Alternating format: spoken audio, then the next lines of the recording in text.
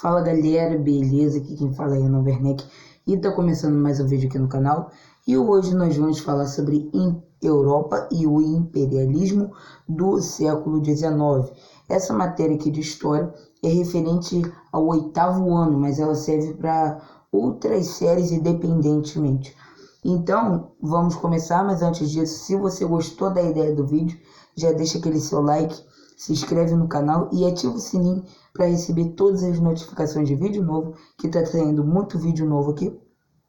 E caso tenha alguma dúvida ou sugestão de vídeo, deixa aí nos comentários, que iremos te ajudar ou atender o seu pedido.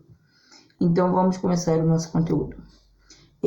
Primeiramente vamos falar sobre as revoluções liberais. Esse período do século XIX ficou marcado por revoltas europeias com ideias liberais e nacionalistas. Eles apresentavam o desejo de muitos povos de libertar-se do domínio estrangeiro e construir um Estado nacional. Ou seja, o cidadão europeu naquela época, ele tinha muita vontade, ele tinha muito desejo de se libertar de um povo estrangeiro e construir um Estado um Estado nacional que representasse o seu país.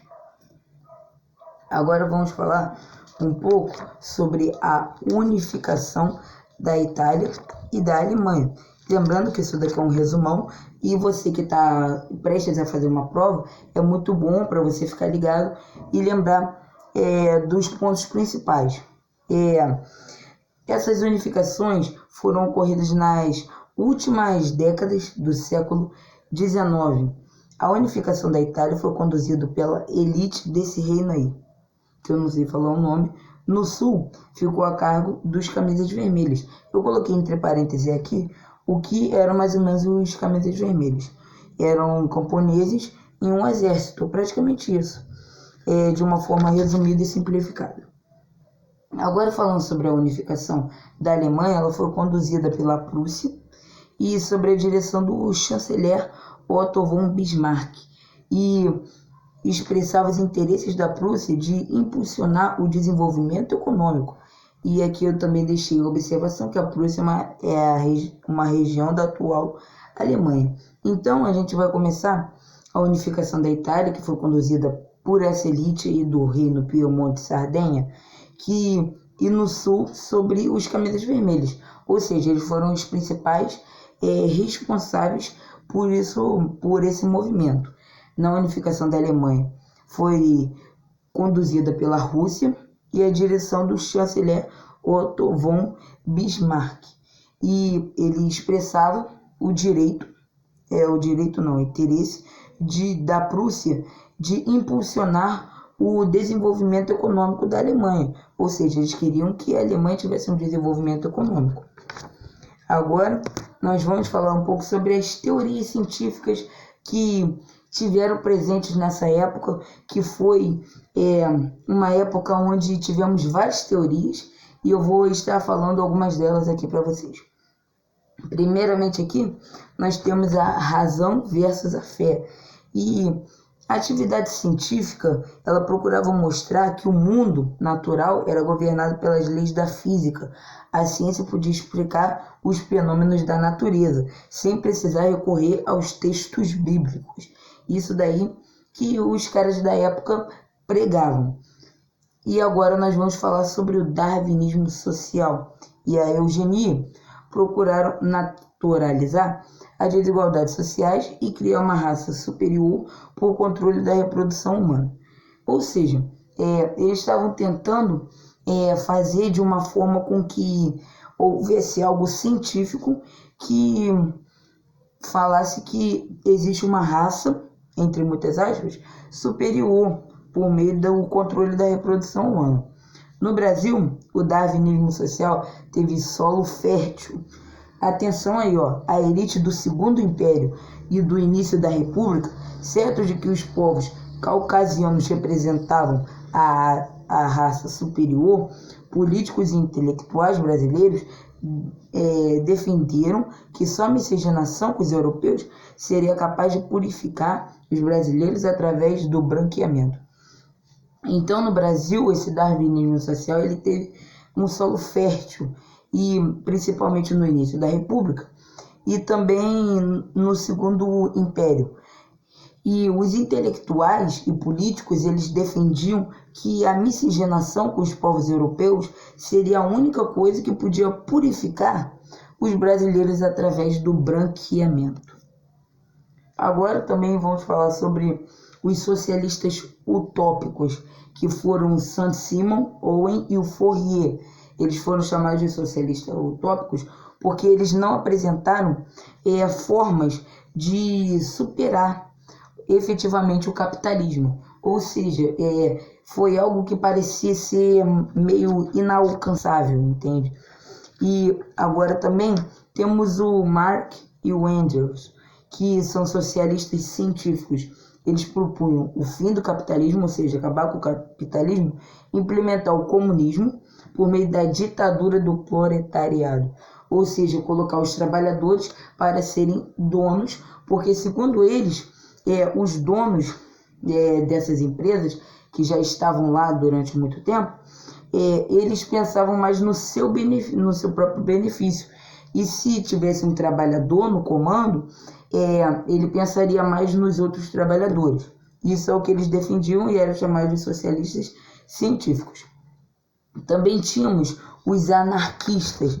Os anarquistas são a favor da destruição e do Estado, considerado responsável pelas desigualdades sociais e sua substituição por cooperativas autogestionadas. Ou seja, eles são a favor de desconstruir o Estado porque, segundo eles, o Estado é responsável pelas desigualdades sociais. E eles queriam que fossem cooperativas autogestionadas. Agora, já vamos pular para o assunto da segunda revolução industrial. A segunda revolução industrial foi um período de muitas inovações nas tecnologias, mas não apresentou melhora na condição de vida do trabalhador, do operário. Ou seja, foi algo que foi uma implementação, foi inovações tecnológicas, mas na vida do operário continuou a mesma coisa, entendeu? Não teve inovações.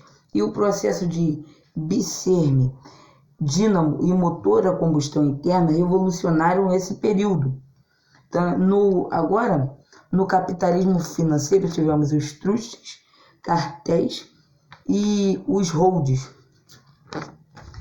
E esses vão ser os instrumentos onde vão estar, onde o capitalismo financeiro vai ser o destaque. Agora vamos falar sobre o imperialismo. O país industrializados, eles ocuparam a África e a Ásia em busca de matérias-primas para suas indústrias e novos mercados. Ou seja, eles estavam precisando muito de matéria-prima, porque a cada dia a indústria crescia mais e a necessidade da matéria-prima ficava maior. Então, agora tem alguns exemplos de formas de resistência africana e asiática, e da africana eu vou falar bem pouco sobre a rebelião do Ashanti. Foi uma revolta das mais importantes contra o domínio britânico na África. Ela ocorreu em 1890 e 1900, na antiga Costa do Ouro, a atual Gana. A cultura baseava-se na longa tradição de nações guerreiras, em história de mulheres orgulhosas e respeitadas. A rebelião explodiu quando os autores britânicos, segundo a estratégia imperialista de dividir e dominar, dispuseram um grande número de chefes tradicionais, medida implementada na violação da cultura. Ou seja, quando a cultura deles foi invadida, quando ela foi tocada e desrespeitada, nesse momento já houve a reação deles. Também temos na Revolução Asiática, na Resistência Asiática, temos a Guerra do Ópio e a Revolta dos Cipaios. E eu vou estar falando um pouco aqui da Guerra do Ópio. Os ingleses bombardearam algumas cidades na costa e destruíram navios chineses. Isso daí foi na China. Para segurar o negócio na China e a Grã-Bretanha, iniciou a Guerra do Ópio. Então, os ingleses eles começaram a bombardear algumas cidades da costa sudeste e destruíram navios. A China rendeu-se e assinou um tratado que exercia a abertura de alguns portos no comércio com a Grã-Bretanha e a transferência de Hong Kong ao domínio britânico. Agora eu vou falar um pouco sobre os Estados Unidos, porque nos Estados Unidos quase houve no caso, uma guerra civil americana, por causa das divergências entre os estados do norte e do sul. As questões escravistas denominou a discussão sobre a integração das novas terras do oeste dos Estados Unidos e foi um dos principais motivos para a eclosão de uma guerra civil no país. Ou seja, esses estados eles tinham diferentes discussões, onde tinham diferentes visões sobre a questão escravista. E esse daí foi um dos principais motivos para a eclosão da guerra civil no país, ou seja, nos Estados Unidos. Então, galera, esse foi o nosso vídeo. Então, se você gostou, já deixa aquele seu like, se inscreve no canal e ativa o sininho de notificações para não perder nada. E comenta aí o que você achou, que é muito importante. Esse vídeo deu muito trabalho. Então é isso. Muito obrigado por assistir até aqui. Valeu, falou e tchau.